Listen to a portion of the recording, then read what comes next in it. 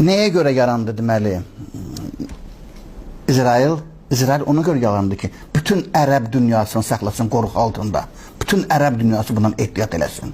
İsrail buna görə. İkincisi, Ermənistan yarandı ki, bütün Türk dünyası qalsın qoruq altında. Özü bir şeydir, özü bir zibil de değil. Arkasında bunun böyük dövlətlər var. Üçüncü yarandı İran ki, bütün İslam dünyasını sağlasın qoruq altında. Bilirsiniz nəyə görə? İranın İslamı, İranın müsəlmançılığı Məhəmməd Peyğəmbərin yaratdığı İslam dini deyil. O çox fərqlənir.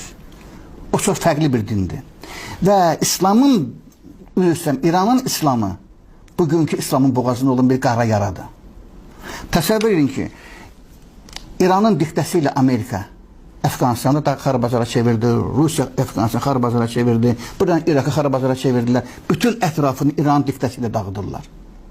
İran'ın, yadınıza qalsın, İslamı İslam değil. O tam başka bir dindir. Bilinmir ne olan şeydir. İsrail bütün Ərəb dünyasını İran-İsrail məsələləri də şiddətlənmişdi. Orada böyle bir söhbət oldu. Mən dedim ki, Amerika ilə İran və İsrail üçü qədər müttəfiq, üçü qədər dost, ikinci bir ölkə yoxdur. Dillərlə danışırsam, bu insan müharibə başlasıdır, Amerika belə girəsidir. Mən özümü şərqşünasam. 76-cı ildə Amerika girir İrana müharibə eləmə, hələ girib qutara bilməyib.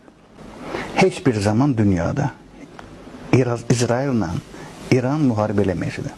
Eləməyəcək. Heç bir zaman yer göyə ener, göy yerə qalxar, nə bilim, nə olar, heç bir olmayasıdır.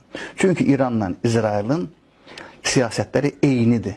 Bunlar demiyorlar ki, eynidirlər. Hətta onu da nəzərə alın ki, maraqlansız oxuya bilərsiniz. İranın 8-ci prezidenti, üzr istəyirəm, İsrailin 8-ci prezidenti İranlı olub. Bu yaxınlarda. Moşe Kaçaq.